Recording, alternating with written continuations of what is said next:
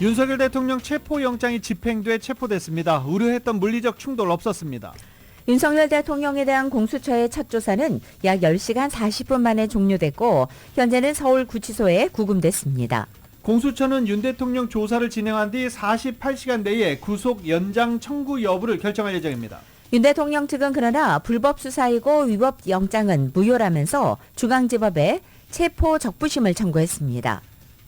LA 지역에 우려했던 강풍의 세기는 다행히 강하지 않았고 산불도 확산되지 않았습니다. 팰리세이즈 산불은 23,713에이크를 전소시켰고 19% 진화율을 보이고 있습니다. 이튼 산불은 14,117에이크를 전소시켰고 진화율 45%입니다. 그러나 국립기상청은 오늘도 역시 강풍이 불 것으로 예보하며 여전히 산불 가능성이 높다고 경고했습니다. 강풍으로 인한 적색경보는 오늘 오후 6시까지 유효합니다. LA시의 렌트비 인상이 시작된 가운데 주택난이 심화될 것이라는 우려가 커지고 있습니다. 이재민들에게 상당한 스트레스를 가중시킬 것으로 지적됐습니다. 한편 LA시의회가 산불로 인해 불가피하게 추가된 세입자와 반려동물에 대한 퇴거 조치를 1년간 금지하는 세입자 보호 조례안을 추진합니다. 패서데나 이튼 산불 원인으로 남가주 에디슨사 송전탑이 지목되고 있는 가운데 한 변호사 그룹이 한인들 소송을 돕겠다고 나섰습니다. LA 검찰이 산불 피해 지역에서 절도 행각을 벌인 용의자에 대한 처벌을 강화하기 위해서 조례 제정을 촉구하고 나섰습니다. 바이든 대통령이 산불 피해자를 돕기 위해 1인당 $770를 일회성으로 지급한다고 밝혔습니다. 트럼프 정부 국방장관으로 지명된 피트 헤그세스가 어제 북한을 핵 보유 국가로 지칭했습니다. 트럼프 정부의 대북 정책 변화 예고라는 해석과 아시아에 대해 무지하다는 해석도 나왔습니다. 노동부는 12월 소비자 물가지수가 전년 동월 대비 2.9% 상승했다고 밝혔습니다. 전월 대비 0.4% 상승입니다. 연준이 올해 기준금리를 인하할 것이라는 기대감이 많이 줄어들었습니다. 아예 동결하거나 인상할 것이라는 전망도 나왔습니다. 푸틴 러시아 대통령 측근인 파트루셰프 보좌관이 올해 우크라이나가 사라질 수 있다고 주장했습니다. 우크라이나와 관련된 회담은 미국과만 하겠다고 밝혔습니다. 메이저리그 스프링 캠프 일정이 발표됐습니다. LA 다저스는 2월 20일 캠프를 시작하고 아직 계약하지 않은 김하성 선수의 거취에 대해 관심이 집중되고 있습니다. 오늘 뉴욕 증시 상승 출발하고 있습니다. 원달러 환율은 1461.2원으로 마감했습니다. 남가주는 오늘도 맑고 건조한 날씨에 바람이 불겠고 LA 한인타운의 오늘 낮 최고 기온 72도로 예상됩니다. 이 시간 주요 뉴스는 하늘 위 호텔 세계 최대 항공기 아시아나항공 A380에서 차별화된 서비스를 만나보세요. 고국까지 편안하고 안전하게 모시는 아시아나항공 제공입니다. 여러분 안녕하십니까? 김윤정입니다. 안녕하십니까? 유지승입니다. 2025년 1월 15일 수요일 라디오 서울 모닝 뉴스 2부입니다. 윤석열 대통령 체포영장이 집행돼 체포가 됐습니다. 한국 헌정사상 최초의 현직 대통령이 체포되는 일이었습니다. 우려했던 부상자, 물리적 충돌 발생하지 않았습니다. 이 한국 소식은 저희가 LA 산불 소식 먼저 전해드린 뒤에 이어질 수 있도록 하겠습니다. 어제 남가주에 강풍이 예고되면서 산불 확산이 우려됐지만 산불은 크게 번지지 않았습니다. 대형 산불 세계 진화율 높아졌습니다. 다행입니다. 강풍으로 확산되지 않을까, 또 다른 산불이 발생하지 않을까 크게 우려했는데 다행입니다. 팰리세이즈 산불은 23,713에이커를 전소시키고 진화율 19%입니다. 전소 면적은 어제 발표한 것과 똑같습니다. 그런데 진화율은 조금 올라갔습니다. 이튼 산불은 14,117에이커를 전소시킨 가운데 진화율 45%입니다. 전소 면적은 비슷한데 진화율은 10% 이상 올랐습니다. 허스트 산불, 시미밸리 지역에서 발생한 허스트 산불은 799에이커 전소, 진화율 97% 보이고 있습니다. 어제 저희가 진화율 95%로 전해드려서 완전 진화를 기대했지만 완전 진화는 되지 않았습니다. 그리고 벤츄라 카운티에서 발생한 오토 산불은 47% 진화율 보이고 있고 61에이커를 전소시킨 상태입니다.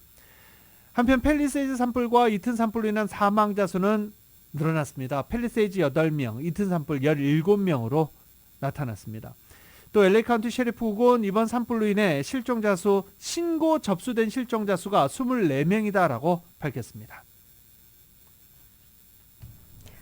소방관들이 현재 강풍과 맞서 화재를 열심히 진압하고 있는 가운데 국립기상청은 LA와 벤츄라 일부 지역에서는 특별위험 상황 적색경보를 오늘 오후 6시까지 발령했습니다. 이런 가운데 CNN의 한 기상 전문가는 이번 주말부터는 기상 조건이 개선될 것으로 예상했습니다.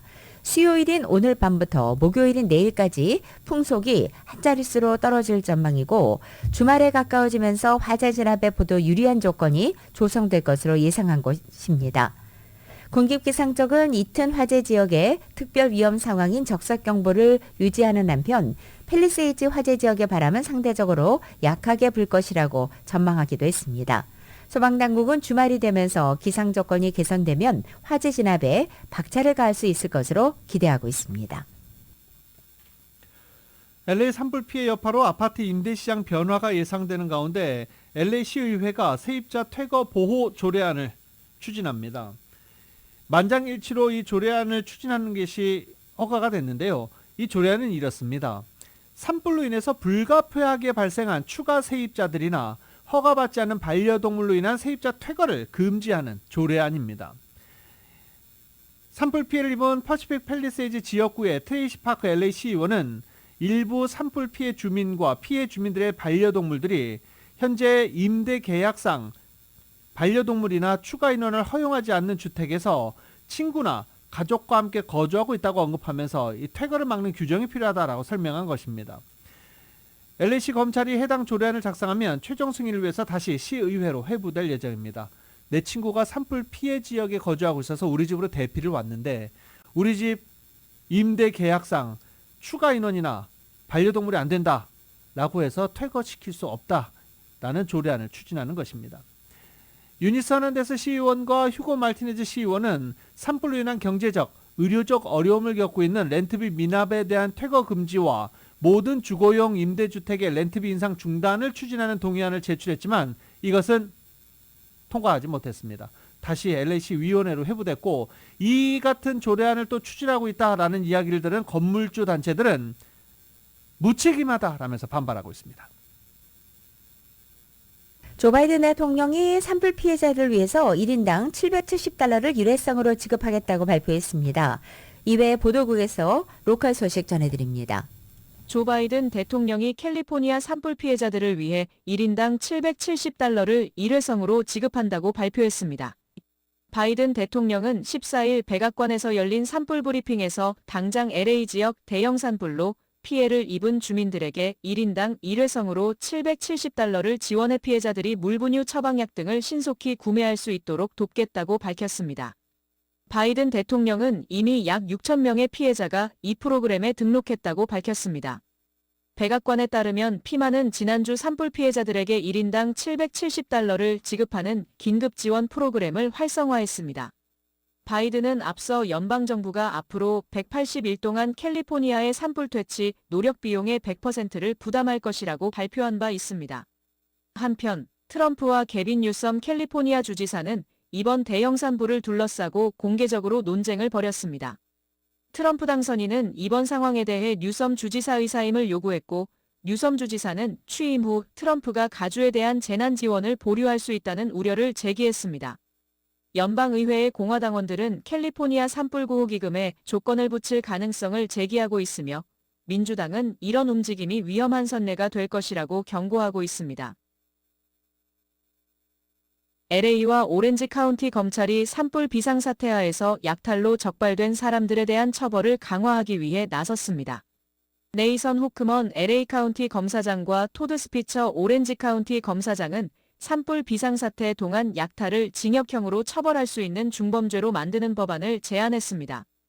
또 약탈을 캘리포니아주의 3스트라이크에 따른 파업으로 분류해 범죄 기록에서 말소하는 것을 더 어렵게 만들 계획입니다. LA 카운티와 오렌지 카운티 검사장이 제안한 약탈범 처벌 강화 법안에는 약탈에 대한 처벌을 2년에서 4년의 징역형을 받을 수 있는 중범죄로 강화하고 절도를 저지를 의도로 침입한 사람들을 중범죄로 간주할 것, 지역 비상사태 동안 저지른 약탈범에 대한 처벌을 강화하고 약탈로 체포된 사람을 석방하기 전에 사법적으로 검토하도록 하고 3스트라이크에 따라 약탈을 중대한 범죄로 지정하는 내용을 담고 있습니다. 라디오 서울 보도국 뉴스룸입니다. LA에서 발생한 산불 사망자 25명으로 늘었습니다. 강풍이 불 수 있다는 예보는 다행히 빗나갔지만 오늘 또 강풍 예보가 내려져서 아직은 안심할 수 없는 상황입니다. 월스트리트저널은 이번 산불 보험 손실액은 역대 사상 최대 규모일 수 있다라고 전망했습니다. 월스트리트저널은 보험 중개사들이 보험 손실 규모 면에서 이번 LA 산불이 최고액을 기록할 수 있다라는 전망입니다. 보험회사의 총 손실 추정치를 중개사들이 올리고 있으며 투자사 에버코어 ISI는 총 손실액이 250억 달러에 이를 것으로 예상한다라고 말하면서 현대 역사상 가장 비싼 화재가 될 수 있다라고 전했습니다. 웰스파고나 메릴린치 이런 투자회사들 역시 이번 LA 산불로 인한 총 손실액 300억 달러, 400억 달러 등등으로 예상한 바 있습니다. 산불로 인한 대기오염으로 LA 보건당국은 방독 마스크 착용을 주민들에게 강력하게 권고하고 있는 중입니다. 또 게빈 뉴섬 캘리포니아 주지사는 산불 피해 주민들의 고통을 악용하는 부동산 거래를 금지하는 행정명령을 발표하기도 했습니다. 벌써 부동산 업자들이 이 지역 주민들 화재 피해를 본 집을 시세보다 훨씬 싼 가격에 나에게 팔아라 라고 하고 있는 것으로 확인이 되고 있습니다. 이것을 이런 부동산 거래를 금지하는 행정명령을 발표했습니다. LA에서 발생한 대형 산불이 미국 경제에 작은 압박 요인이 될 수는 있지만 경제 전반에 미치는 영향은 미미할 것이라고 주요 금융사 이코노미스트들이 분석했습니다. 15일 로이터 통신에 따르면 JP모건의 이코노미스트는 LA 산불은 미국 역사상 가장 비용이 많이 드는 기후재난이 될 것이라면서 규모가 크고 파괴된 주택의 가치가 매우 높기 때문이라고 말했습니다. 산불로 인한 경제적 피해는 2,500억 달러로 허리케인 카트리나의 피해를 능가한다고 말하면서도 하지만 국내 총생산 GDP와 고용, 인플레이션 등에 미치는 단기적 영향은 적을 것으로 본다라고 설명했습니다. 2023년 기준 미국 GDP는 30조 달러에 약간 못 미치는 수준입니다. 골드만삭스의 이코노미스트들도 과거 자연재해 때와 비교해 비슷하게 분석했습니다. 이들은 재건 활동으로 성장률이 상쇄되지 않는다고 가정하면 이 산불은 올해 1분기 성장률의 0.2%포인트의 마이너스 요인이 될 것으로 추정했습니다. 또 이번 화재로 인한 고용 감소 인원은 15,000에서 25,000명이 될 것으로 예상했습니다. 캘리포니아 주민 약 0.5%만이 어떤 형태로든 대피 명령을 받았다는 사실에 근거한 추산입니다. 지난해 12월 미국에서 25만 6천 명이 신규 고용됐다는 점을 고려할 때 일자리 감소폭은 크지 않다고 본 것입니다. 골드만삭스는 이번 화재로 인해 실업보험 청구도 즉각적으로는 늘지 않을 것으로 예상했습니다. 모건 스탠리 애널리스트들도 거의 같은 전망을 내놓고 있습니다. 화재로 인한 실업자는 2만 명에서 4만 명 정도로 추산했습니다. 이 LA에서 이어지고 있는 대형 산불 2건 중 한 건의 발화 원인이 송전탑일 수 있다는 의혹이 제기됐습니다. LA타임즈 등에 따르면 이튼 산불 피해 주민들이 산불 초기에 찍은 영상에 송전탑을 발화 지점으로 의심할 만한 정황이 포착됐다는 것입니다. 화재 지역 인근 주민 페드로 로하스가 찍은 영상에는 산 중턱에 설치된 송전탑 아랫부분에서 화염이 크게 솟구쳐 오르는 모습이 담겨 있습니다. 로하스는 조용한 밤이었는데 뒤쪽에서 불이 났다는 이웃의 이야기를 듣고 뒷마당으로 나가봤더니 불길이 타오르고 있어서 영상을 찍었다라고 말했습니다. 또 이 불길이 도시를 파괴할 정도로 커질 거라고는 상상도 못했다라고 인터뷰에서 밝혔습니다. 또 에리코 부부도 같은 날 이튼 캐니언에서 비슷한 장면을 촬영해 SNS에 올렸습니다. 당시 시속 약 90에서 100마일 정도의 불길이 강풍이 불고 있어서 불길이 아래쪽으로 금방 내려올 것을 직감하고 가족과 함께 대피하면서 이웃들에게도 문을 두드려 화재 사실을 알리고 대피하라라고 말했다고 전했습니다. 소방당국의 이튼 산불 최초 발화 시점으로 추정하는 시간 오후 6시 18분입니다. 그리고 남가주 에디스사는 자사의 전기 설비가 화재 원인과 관련이 없다라고 주장하고 있으며 지금 이 발화 시점을 놓고 이야기를 하고 있는 중입니다. 6시 18분이 최초 발화 시점, 남가주 에디슨사는 전선이 떨어진 것은 그 이후다라고 현재 주장하고 있는데 주민들이 찍은 영상이 이렇게 공개가 된 것입니다. LA타임즈는 현재 캘리포니아 산림 소방국 소속 수사관들이 해당 송전탑 일대를 조사 중인 것으로 보도했습니다. 들으신 것처럼 이튼 산불 원인으로 서든 캘리포니아 에디슨사의 전기 송전탑이 지목되면서 몇몇 피해자들이 소송을 제기한 가운데 어제 LA 한인타운에서는 변호사 3명이 이튼 산불 피해 한인들의 소송을 도맡겠다고 기자회견을 개최했습니다. 이은 기자가 전해드립니다. 14일 타운에서는 한인 헨리박 변호사를 비롯해 2명의 타인종 변호사들이 기자회견을 열고 이튼 산불의 원인은 에디슨사의 전기설비 시설에서 발생했다는 사실을 확인했다고 주장하며 피해자들을 위한 소송을 준비 중이라고 밝혔습니다. 이날 변호사들은 산불과 관련해 전문적으로 소송을 진행하는 변호사들이라고 자신들을 소개했습니다. 이튼 산불 피해자들을 소송의 원고로 하고 피고는 서던 캘리포니아 에디슨사로 해서 이번 산불로 인해 주택과 차량 등을 송두리째 잃어버린 피해 한인들의 피해 보상을 청구하는 방식으로 진행된다고 밝혔습니다.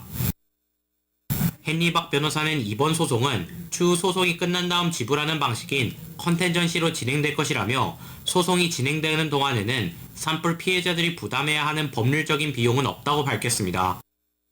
이튼 산불 같은 경우 가주법상 개인 피해는 2년 내에, 주택 피해의 경우에는 3년 내에 소송을 진행해야 보상을 받을 수 있기 때문에 소송을 서둘러야 한다고 설명했습니다. 캘리포니아에는 그 퍼스널 인주리는 2년 안에 소송을 해야지 되고 프로퍼티 데미지가 있으면 3년 안에 해야 됩니다. 그래서 이 인베스티게이션 과정이 복잡하고 시간이 오래 걸릴 수도 있어요. 그러면 그렇게 하다 보면은 그 건수가 없어질 수도 있습니다. 그래서 미리 하는 게 좋아요. 현재 변호인단이 맡은 케이스는 10여 건으로 추후 함께 뜻을 할 변호사들을 함께 합류시켜 약 1000개의 케이스를 진행할 예정이라면서 이튼 산불 피해 소송은 집단 소송이 아닌 개개인 소송으로 진행된다고 강조했습니다. 저희 그 한국 분들을 위해서 이게 되게 좋을 것 같아요. 그래서 그 완전 화재 쪽으로 전문하는 팀들이랑 저희랑 같이 이렇게 그 오르가니제이션을 만들어가지고 이번에는 그 한인 커뮤니티에서도 되게 그 퀄리티 좋은 그 레프레젠테이션을 받기 위해서 이렇게 하는 게 좋을 것 같습니다. 이날 기자회견에 참석한 변호사들은 이튼 산불에 피해를 입은 한인들을 위한 한국어 서비스 또한 준비되어 있다며 관련 문의는 전화번호 310-770-7560번으로 하면 된다고 설명했습니다. 라디오설 뉴스 이은입니다.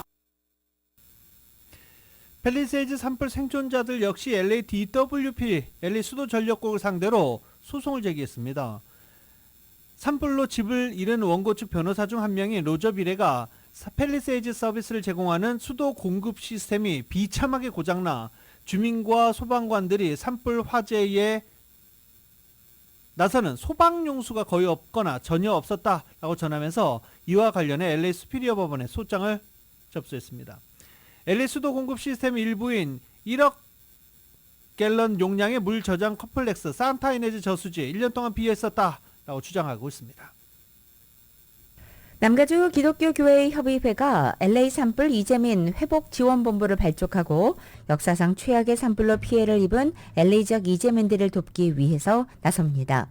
14일 남가주 교협은 LA 산불 이재민 회복지원본부를 발족하고 소속 한인교회와 사회단체 또 시민들로부터 후원받은 물품을 이재민들에게 전달할 계획이라고 밝혔습니다.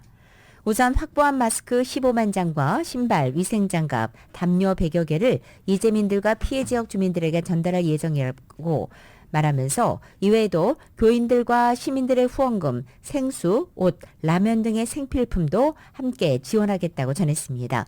남가주 교협은 LA 산불 이재민 회복지원본부를 통해서 북미주 4천여 개의 한인교회들이 이재민들을 돕는 대표 창구 역할을 하고 한국의 시민구호단체 또 지자체들과의 협력을 통해서도 공동 후원을 이끌어낼 계획이라고 덧붙였습니다. 라디오솔 모닝뉴스 함께하고 계십니다. 저희 방송 유튜브로도 많이 보시고 또 출퇴근하면서 라디오로도 많이 들으시는데요. 저희 앱이 업데이트 됐습니다. 이은 기자가 소개합니다. 이번 앱은 기존의 불편사항을 해결하고자 개발됐으며 기존의 앱보다 훨씬 향상된 음질과 편의성을 극대화하는 데 중점을 뒀습니다.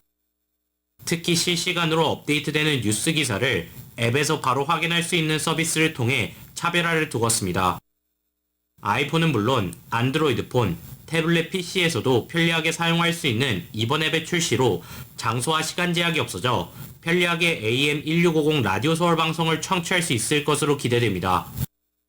이번에 업데이트된 라디오 서울 앱은 복잡한 버튼을 없애고 직관적으로 디자인함으로써 청취자가 좀 더 편하게 사용할 수 있도록 만들었습니다.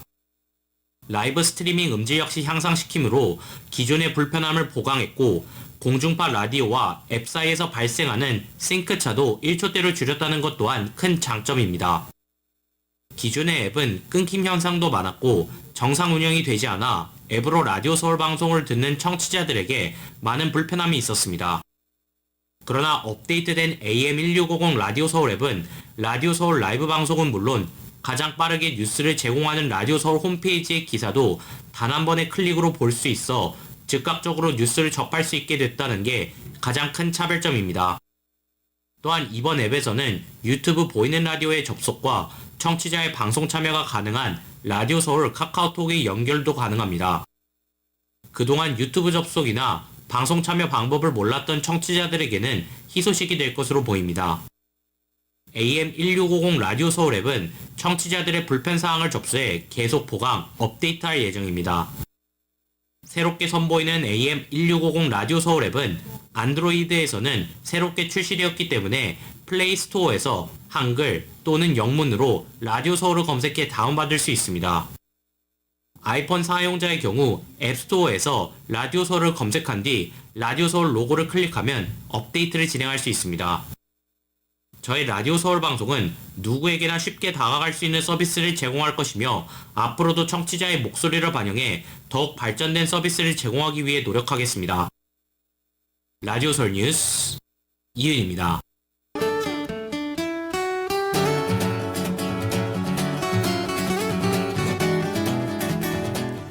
1월 15일 수요일 남가주의 날씨입니다. 남가주 지역 오늘도 맑고 건조한 날씨에 강풍이 계속됩니다. 다만 어제 우려됐던 산불 확산은 다행히 큰 영향을 받지 않았습니다. 오늘 아침 현재 남가주 대부분 지역 오늘 오후 6시까지는 강풍주의보 또 레드플래그 워닝, 산불경보 발령돼 있습니다. 특히 오렌지 카운티 일랜드 지역과 말리부 벤츄라 카운티 지역 그리고 밸리와 일랜드 엠파이어 지역은 여전히 산불 위험이 매우 큰 상태로 각별한 주의가 필요합니다. LA 한인타운의 오늘 낮 최고 기온 72도, 밤 최저 기온은 43도, 오렌지 카운티 지역은 74도, 43도, 밸리와 일랜드 엠파이어 지역은 66도, 42도, 해안 지역은 69도, 46도로 예상됩니다.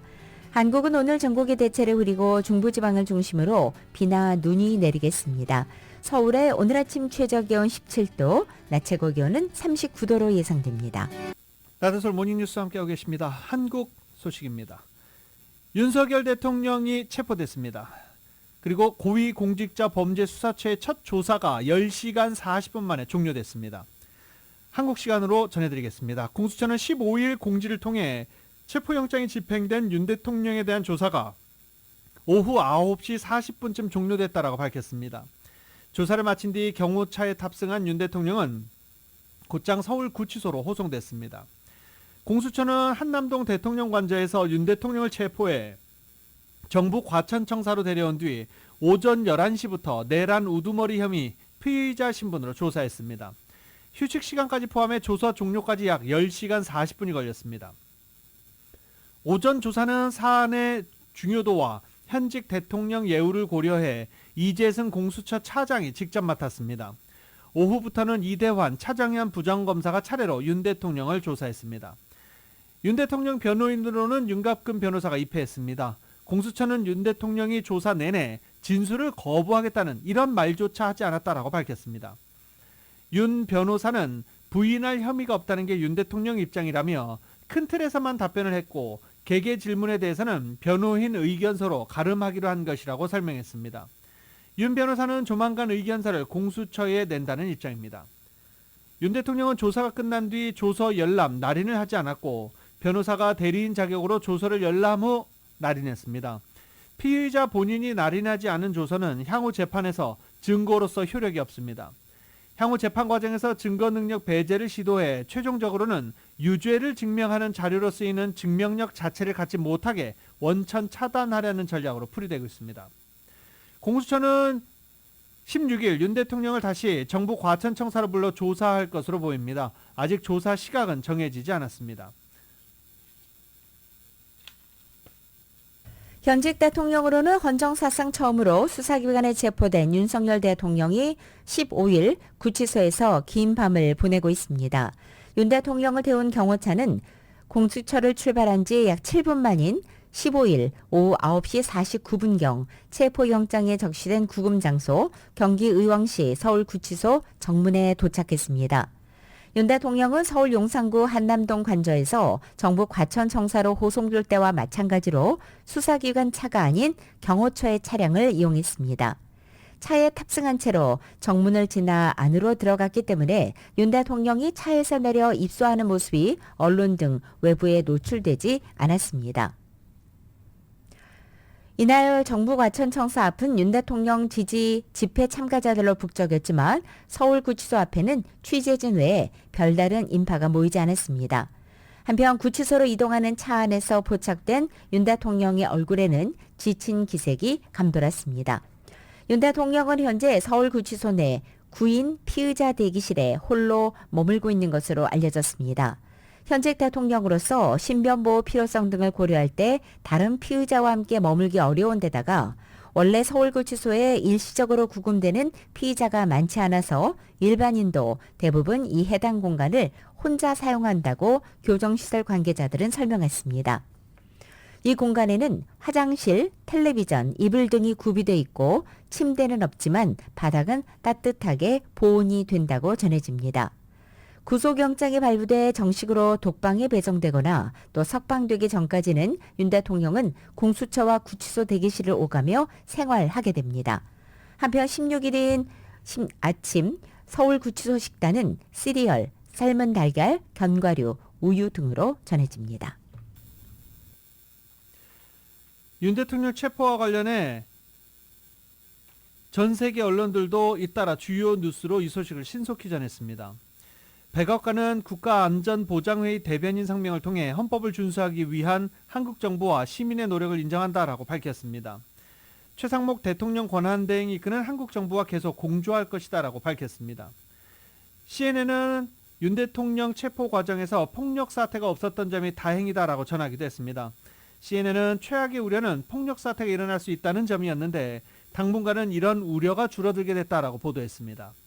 뉴욕타임즈는 윤 대통령이 수갑을 차지 않았고 경찰차가 아니라 대통령실 차량으로 이동했다는 점에 주목하기도 했습니다. NHK를 포함한 일본 언론들도 한국 헌정사상 첫 현직 대통령 체포 과정을 실시간으로 보도했습니다. 일본 정부는 한국의 움직임에 특별하고 중대한 관심을 가지고 주시하고 있다고 밝히고 지금의 전략적 환경에서 한일 관계 중요성은 변치 않는다라고 말하기도 했습니다. 중국의 관통신인 CCTV 역시 주요 뉴스로 한국 소식을 집중 배치했습니다. 중국 외교부는 구체적인 논평 대신 원론적인 입장을 강조하며 한중 양국은 중요한 이웃이자 협력 파트너라고 말했습니다. 또 중국은 한국과 함께 양국 관계의 건강하고 안정적인 발전을 추진하기를 원한다라고 말하기도 했습니다. 영국의 일간지 가디언은 윤 대통령 체포가 한국에서 법치주의가 우세해지고 있음을 시사한다라고 분석했습니다.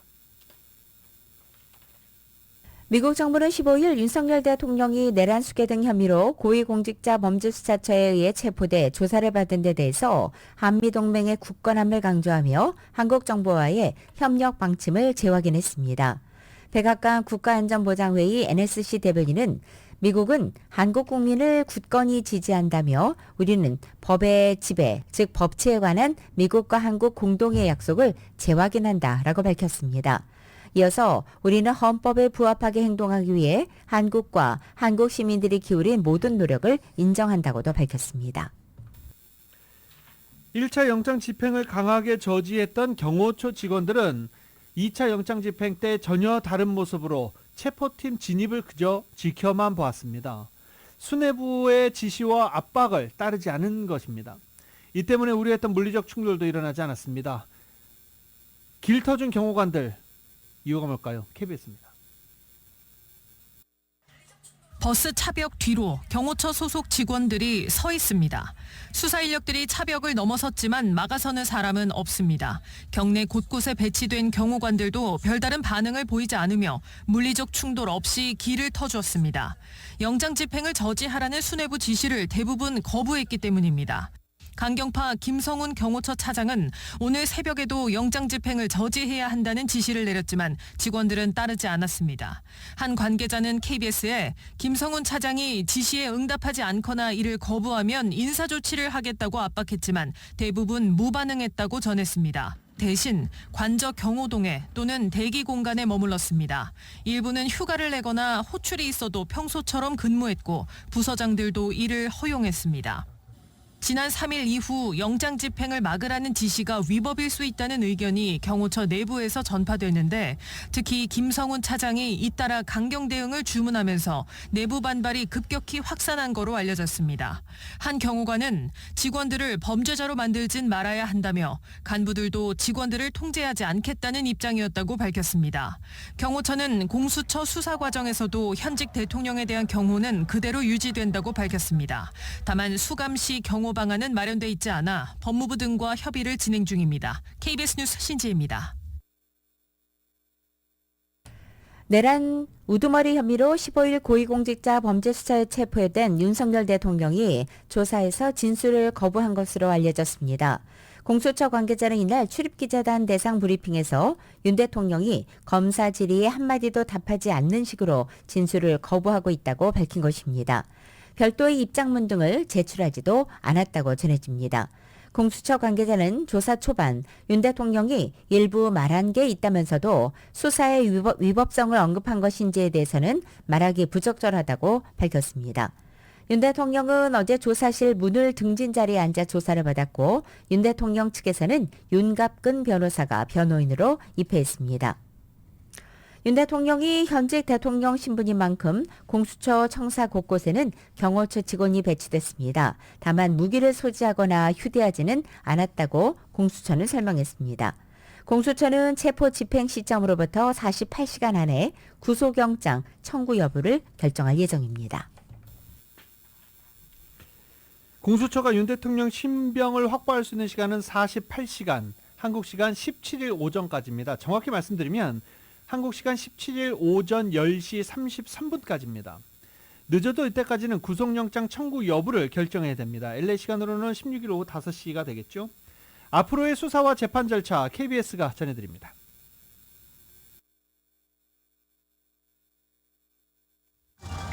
공수처는 체포영장 집행 뒤 48시간 이내에 윤 대통령을 풀어주거나 구속영장을 청구해야 합니다. 기한은 모레 오전 10시 33분까지입니다. 이미 김용현 전 국방부 장관을 비롯한 내란 혐의 피의자들이 줄줄이 구속된 상태여서 윤 대통령 또한 구속영장이 청구될 가능성이 적지 않습니다. 구속영장은 체포영장과는 달리 증거인멸 우려 또는 도주 우려 또는 범죄의 중대성 이런 것들을 주로 보게 됩니다. 구속영장 청구로 가닥이 잡히더라도 앞서 두 차례 체포영장처럼 서울 서부지법에 청구할지 아니면 윤 대통령 측 주장대로 서울중앙지법에 청구될지는 아직 알 수 없습니다. 어느 법원이 되더라도 만약 구속영장이 발부되면 검찰은 20일 이내에 기소 여부를 결정해야 합니다. 기소가 진행되면 윤 대통령은 이르면 다음 달 초 피고인 신분으로 법정에 서게 됩니다. 공수처는 다만 윤 대통령을 직접 기소할 권한이 없습니다. 따라서 수사가 어느 정도 마무리되면 서울중앙지검 검사에게 기소 요구를 해야 합니다. 공수처와 검찰은 21일 절반으로 나눠 각각 열흘씩 수사하기로 협의한 바 있습니다. 현재 공수처에서 구속을 할 경우에 공수처에서는 10일을 하고 검찰에서는 10일 하는 것으로 이야기가 된 것으로 알고 있습니다. 실제 공수처는 문상호 정보사령관을 체포한 지 8일 만에 군 검찰로 넘겼는데 공수처 관계자는 윤 대통령 경우에 대해선 상황이 유동적이라며 말을 아꼈습니다. KBS 뉴스 진선민입니다. 윤석열 대통령의 형사 변호인단이 8명으로 늘어났습니다. 15일 법조계에 따르면 송혜은, 배의철, 김계리, 이동찬 변호사 등 4명이 이날 공수처에 윤 대통령의 변호인으로 선임계를 제출한 것입니다. 앞서 윤갑근, 배보윤, 송진호, 이기로 변호사 등 4명은 지난 12일 선임계를 제출한 바 있습니다. 윤 대통령 측은 15일 공수처의 체포영장 집행을 계기로 수사가 빠르게 진행될 것으로 예상되는 만큼 이에 대비해서 변호인단을 대폭 확대한 것으로 풀이됩니다. 윤석열 대통령이 고위공직자 범죄수사처의 불법 체포를 주장하면서 서울중앙지법에 체포 적부 심사를 청구했습니다. 체포영장을 발부한 서울 서부지법이 아닌 중앙지법에 청구했습니다. 원래 체포 적부 심사는 관할 법원에 할 수 있습니다. 따라서 이는 체포영장 효력을 다투는 것을 넘어 향후 공수처 구속영장 청구까지 고려한 포석으로 보입니다. 윤 대통령 변호인단은 윤 대통령에 대한 공수처 첫 조사가 끝난 뒤 입장문을 내고 체포 적부 심사 청구 사실을 밝혔습니다. 체포 적부심은 수사기관의 체포가 적법한지 여부를 법원이 심사해 부적법하거나 부당한 경우 석방하는 제도입니다. 청구서가 접수된 때부터 48시간 이내에 피의자를 신문해야 합니다. 수사관계 서류와 증거물을 조사해 체포를 유지할지도 결정해야 됩니다. 우선 변호인단은 공수처법상 공수처의 대통령 내란 혐의에 대한 수사권이 없으므로 윤 대통령에 대한 수사는 불법이라고 주장합니다. 또 공수처가 서울지법에 청구해 발부받은 체포영장은 전속 관할을 위반했다라고 강조하고 있습니다. 윤석열 대통령이 15일에 체포 직전 관저를 찾은 국민의힘 의원들을 만나서 지금보다 더 적극적으로 야당과 싸워달라고 말한 것으로 알려졌습니다. 이날 오전 관저에서 윤 대통령과 만난 한 국민의힘 의원은 윤 대통령이 그간 당의 행보에 대한 아쉬움과 서운함을 그렇게 표현한 것 같다라고 전했습니다. 윤 대통령은 이날 체포영장 집행을 저지하기 위해 관저 앞에 모인 국민의힘 의원들과 관저에서 1시간 30분가량 만나 얘기를 나눴습니다. 복수의 참석자에 따르면 윤 대통령은 면담에서 이런 상황에서 남은 2년 반 임기를 더해서 뭐 하겠냐라고 말했다는 것입니다. 또 고위공직자 범죄수사처의 수사와 영장 청구와 집행 과정 모든 게 불법이고 여기에는 굴복할 수 없다면서도 더 저항하면 경찰과 경호처 또 우리 청년들끼리 무력 충돌에 유혈 사태가 우려되고 그래서 내가 수사에 응하기로 결심했다고 설명한 것으로도 전해졌습니다. 윤 대통령은 또 여기 관저에 있으나 저기 공수처에 있으나 마음대로 못 돌아다니는 것은 매한가지인데 들어가는 게 낫겠다는 발언도 했다고 전해집니다. 또 나는 대통령까지 해서 목표가 없지만 이 상태로 더 할 수 있는 것도 없다고 생각했다면서 그들과 싸우려면 배의 노력이 필요하다. 불법 수사에 굴하는 게 아니라 국민 불상사를 막기 위해 이번 수사에 응하는 것이라고 강조한 것으로도 알려졌습니다. 나도술 모닝뉴스 함께하고 계십니다. News, you said, when Republicans take back the White House, the Department of Justice, the prosecutors will be prosecuted, the bad ones, the investigators will be investigated. Ms. Bondi, is 자, Jack Smith one 지금 of those bad 상원에서 prosecutors? 법무장관으로 지명된 팸 본디 법무장관 지명자가 상원 청문회를 하고 있습니다. 잠시 목소리 들어볼까요? Sometimes badness in the eyes of the beholder. I'm just asking whether you would consider Jack Smith Senator, to be one of the people. How about Liz Cheney? Senator, How about Merrick Garland? I am not going to answer hypotheticals. No one has been prejudged. 플로리다주 전 법무장관인 팸 본디를 미국의 차기 법무장관으로 지명한 트럼프 당선인이 현재 지금 상원에서 청문회가 진행 중에 있습니다. 이에 앞서서 마코 루비오 국무부 장관 후보자가 청문회를 마쳤습니다. 우크라이나 전쟁과 관련해 러시아도 우크라이나도 미국도 모두 다 양보해야 된다라고 말했습니다. 루비오 후보자는 상원 외교위 인사청문회에서 모든 사람이 현실적으로 되는 게 중요하다라면서 이같이 말했습니다. 또 푸틴이 한 일은 용납에 불과한 일이고 그것엔 의심의 여지가 없다면서도 그러나 이 전쟁은 끝나야 하며 미국의 공식 정책은 이 전쟁이 끝나는 것을 보는 것이다 라고 말했습니다. 또 마스터 플랜을 만드는 것은 힘든 일이 될 것이라며 쉬운 일은 아니지만 대담한 외교가 필요하다며 그것이 휴전으로 시작될 수 있기를 희망한다라고 말하기도 했습니다. 또 나토와 관련해서는 부유한 선진국들이 국방에 더 기여를 해야 한다라고 말하면서 국방비 추가 지급 관련해서 앞으로의 트럼프 행정부의 외교 정책을 예상할 수 있는 발언을 했습니다. 한편 트럼프 정부 국방장관으로 지명된 피터 헤그세스가 어제 북한을 핵 보유 국가로 지칭했습니다. 미국이 북핵 협상을 벌일 때 전략적으로 자제하던 표현인데 이 트럼프 정부의 대북 정책 변화를 예고한 것 아니냐라는 해석이 나옵니다. KBS의 보도입니다. 피트 헤그세스 국방장관 후보자는 북한 핵 위협을 평가하며 핵 보유국의 지위란 표현을 썼습니다. 공인된 핵무기 보유국과는 차원이 다른 표현이지만 북한이 인정받고 싶어하던 사실상의 핵 보유국으로 지칭한 겁니다. 국제사회도 북한의 핵무기 보유 가능성을 부인하진 않습니다. 하지만 미 정부는 그동안 핵 보유국으로 부르는 건 자제해 왔습니다. 불법적인 핵 개발에 면죄부가 될 수 있는 데다 완전한 비핵화 요구가 어려워지기 때문입니다. 헤그세스 후보자가 이 같은 금기를 깬 건 트럼프 정부 대북 전략의 변화를 암시하는 것일 수 있습니다. 핵 보유국으로서의 북한과 협상 테이블에 앉게 되면 협상 의제는 비핵화가 아닌 핵 동결이나 군축 등이 될 가능성이 높습니다.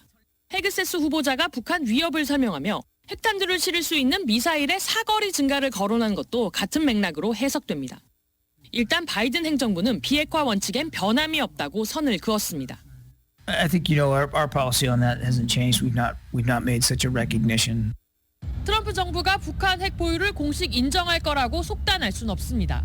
다만 트럼프 당선인이 북미 대화 추진 의사를 드러내왔고 미국 내 비핵화 회의론이 높아지는 상황은 우리로선 우려할 부분입니다. 워싱턴에서 KBS 뉴스 김지숙입니다. 임기 막바지 바이든 행정부가 삼성전자와 대만 TSMC 등이 만든 첨단 반도체의 중국 유입을 막기 위해 추가 규제를 발표할 계획으로 전해졌습니다. 블룸버그 통신은 해당 규제가 이르면 오늘 공개될 예정이며 삼성전자, TSMC, 인텔 등 반도체 제조업체가 고객사를 더 면밀히 조사하고 실사를 늘리도록 하는 내용이 담길 전망으로 블룸버그 통신은 보도했습니다. 바이든 행정부는 지난 13일입니다. 중국을 겨냥해 새로운 인공지능 칩 수출 통제를 발표한 바 있는데 이번에 나온 조치는 이를 기반으로 할 것으로 보입니다. 조 바이든 대통령이 오늘 20일 퇴임을 앞두고 14일 어제 인공지능 AI 관련 데이터 센터 그리고 에너지 인프라 건설을 가속하기 위한 행정명령에 서명했습니다. 바이든 대통령은 어제 행정명령을 통해서 에너지부와 국방부의 대규모 데이터 센터 건립을 위해서 기업에 임대할 수 있는 연방정부 부지를 선정할 것을, 내무부에 새 데이터 센터를 지원하기 위한 청정에너지 인프라 건립에 이용할 수 있는 토지를 파악할 것을 각각 지시했다고 백악관이 밝힌 것입니다.